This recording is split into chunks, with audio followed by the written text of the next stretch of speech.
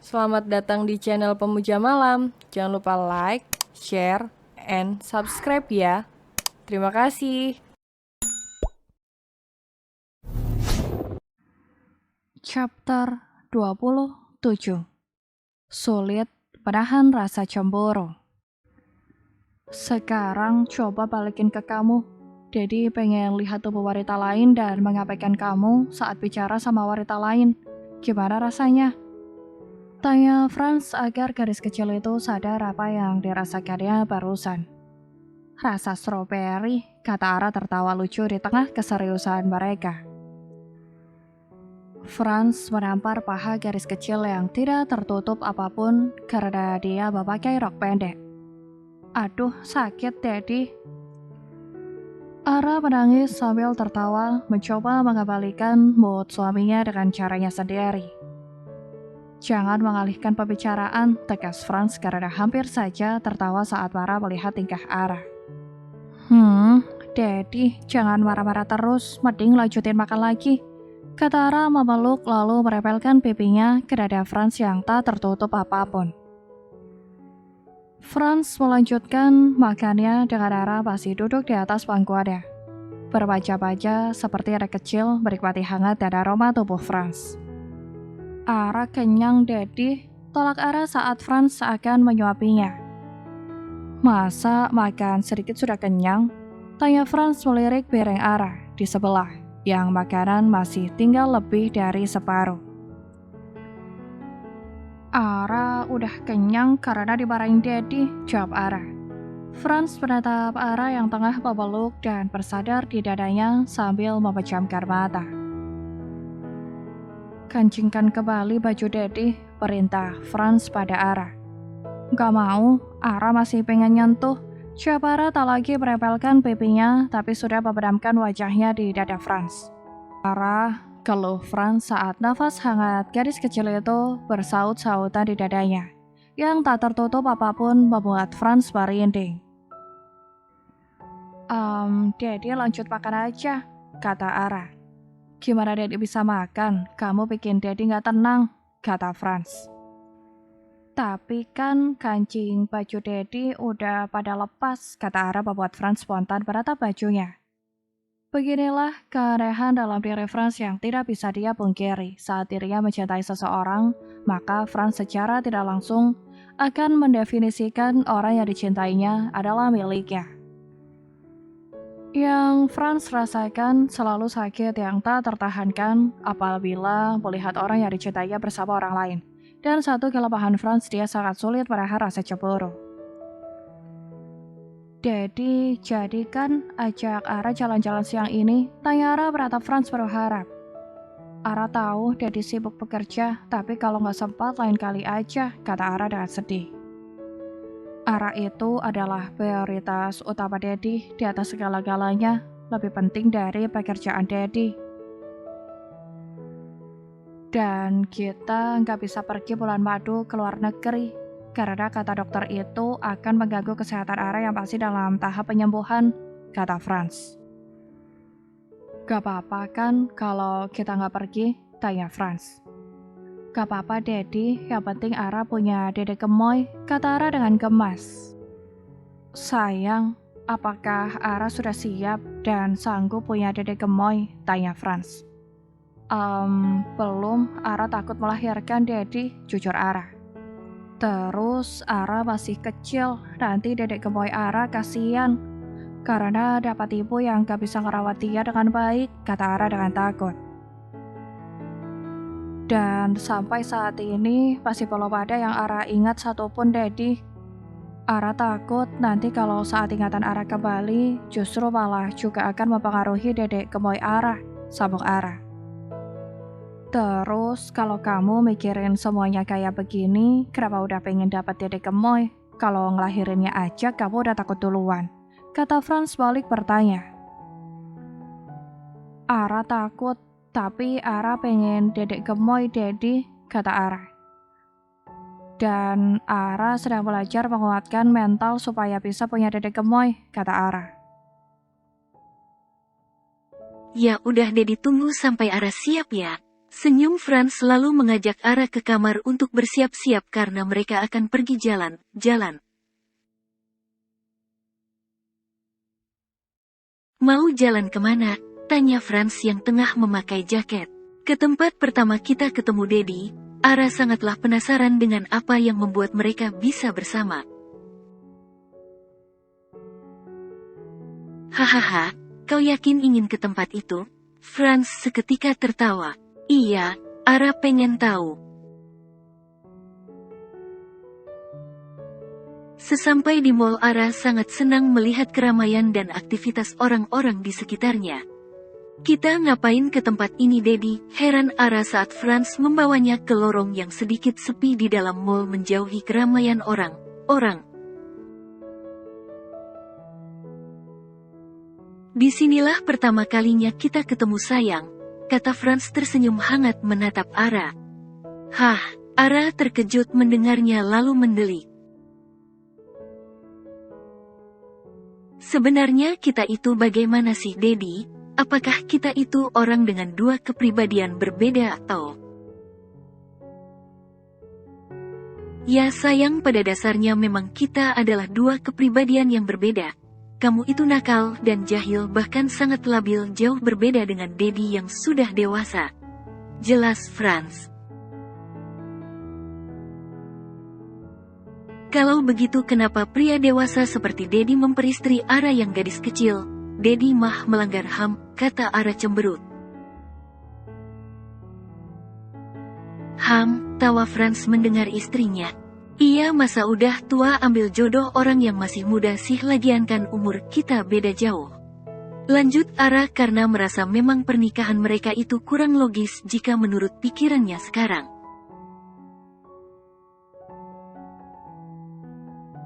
Siapa suruh kamu jatuh cinta sama om-om? Tawa Franz mengelus-ngelus dengan gemas kepala istri kecilnya.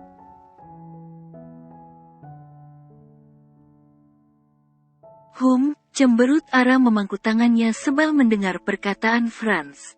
Nggak ada, Ara suka om-om. Sebal gadis kecil itu berjalan meninggalkan Franz yang tertawa itu. Lah kok marah? Kan emang kenyataan, kata Franz mengejar Ara. Semua salah Daddy, kenapa ganteng? Kesal Ara menatap wajah Franz karena memang saat Ara sadar dari koma, Ara berpikir kalau Franz itu masih seumuran Ara, tapi taunya beda jauh banget. Apa lihat-lihat, kata Ara galak pada beberapa wanita yang melirik Franz saat mereka berjalan. Ayo cepat, kata Ara memeluk lengan Franz yang berjalan santai itu, bahkan dia menarik Franz melewati beberapa wanita yang duduk di pojok mall itu. Katanya nggak suka om-om. Ledek Franz masih berjalan santai memasukkan tangan ke dalam saku jaketnya. Ara merengek dengan manja pada Franz karena Franz terus bersikap jahat padanya.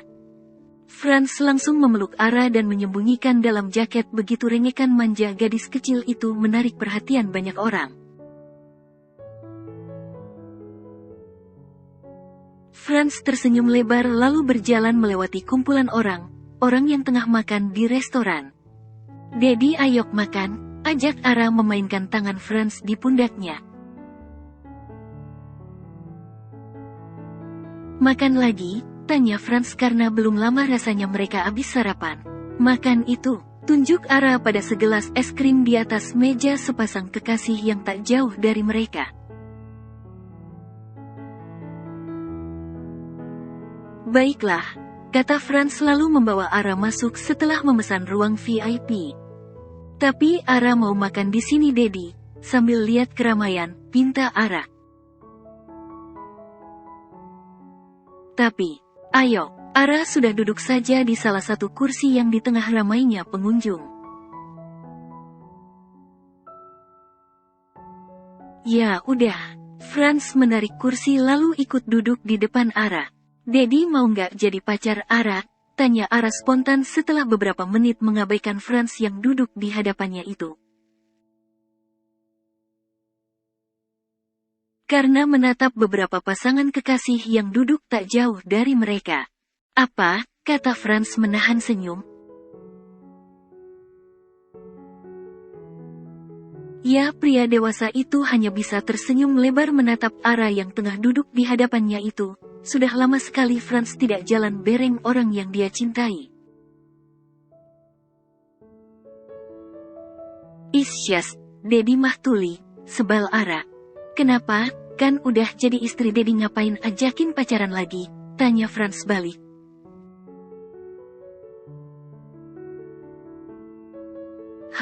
Kayak asik aja gitu. Pokoknya Dedi harus jadi pacar Ara, kata Ara tak mau dibantah memangku tangannya.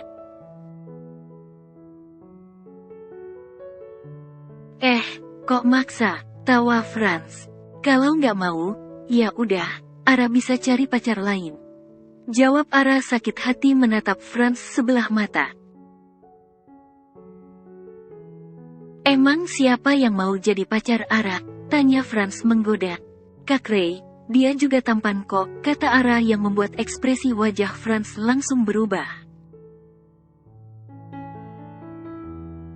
Tiba Ray yang sedang bekerja mendapatkan telepon dari Franz.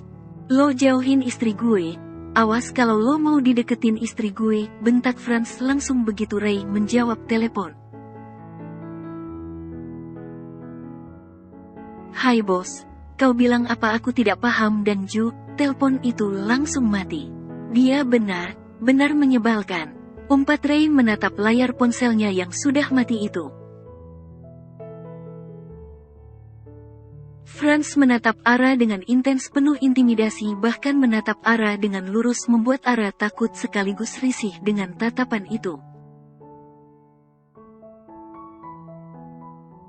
Ini kak pesanannya, silahkan dinikmati, kata waiters cantik itu dengan sopan.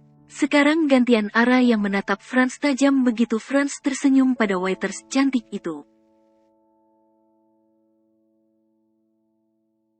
Ara mau pergi aja, cemberut Ara mengucek mata lalu berlari meninggalkan Franz. Ara, berhenti sayang. Franz terus mengejar Ara sampai Franz memegang tangannya, barulah Ara berhenti berlari.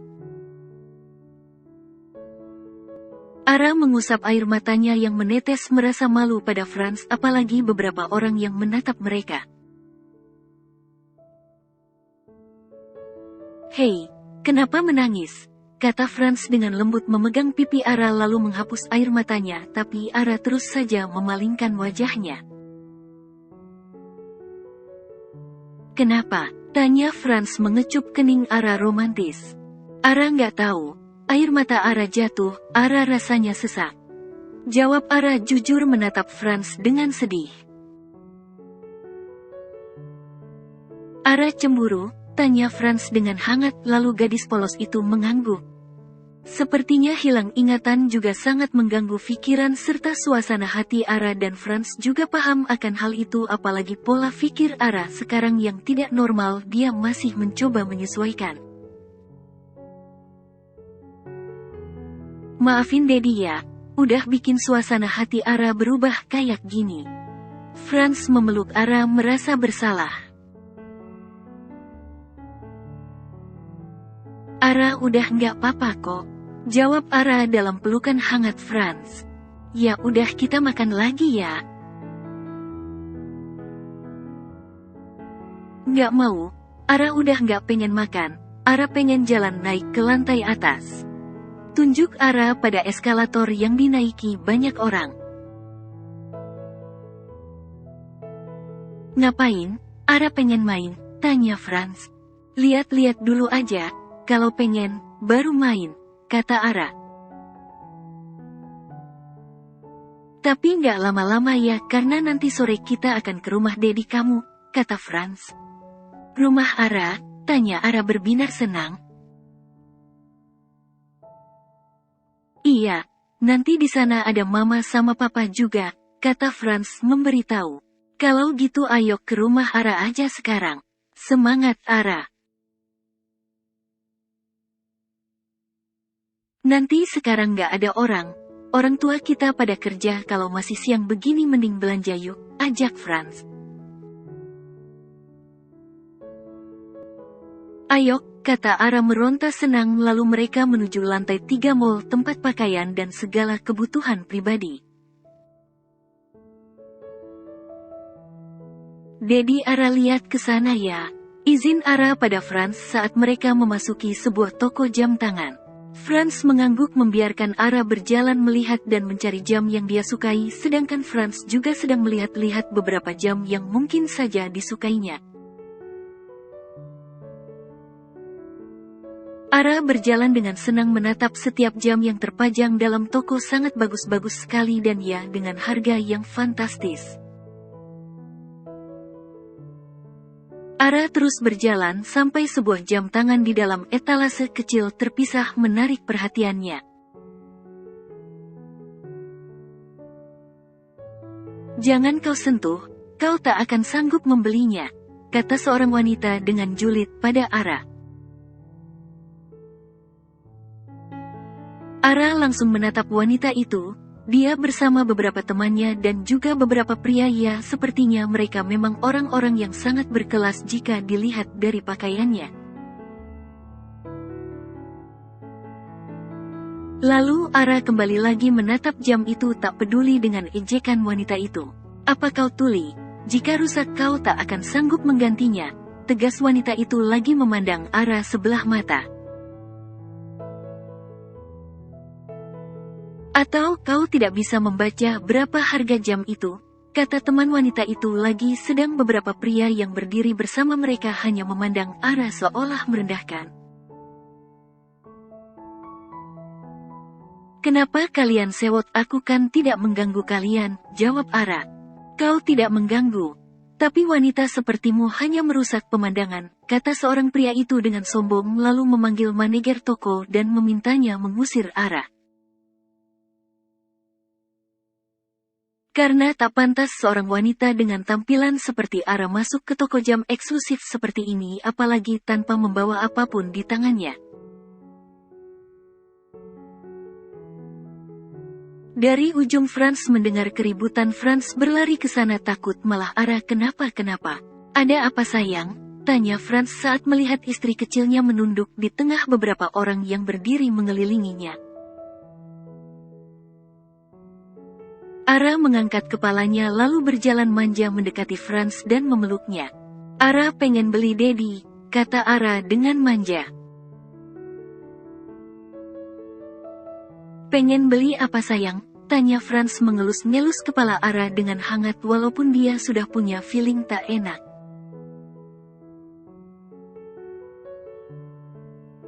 Pengen beli toko ini sama isinya, terus pengen beli harga diri mereka. Tunjuk Ara pada beberapa orang yang tadi mengejeknya. Baiklah sayang, Franz melambaikan tangan lalu masuk 10 orang pengawalnya. Membuat mereka semua meneguk salivannya menatap deretan pria berbadan kekar itu.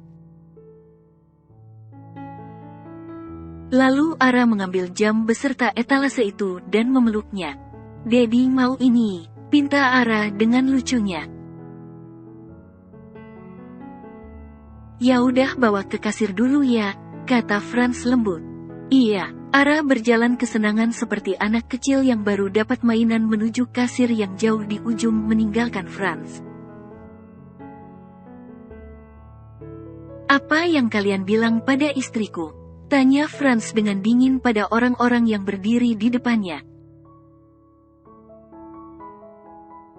Maaf Tuan Franz, kami pikir tadi dia bukan istrimu, jawab seorang pria yang berdiri di sebelah Franz. Karena dia berbeda dari segi apapun khusus tampilan makanya kami tak mengenalinya. Sambung pria itu memberikan alasan logis karena jika salah sedikit berbicara dia bisa lenyap saat ini juga. Istriku atau bukan, apakah kalian berhak merendahkannya? Tanya Franz dengan menusuk. Bersambung.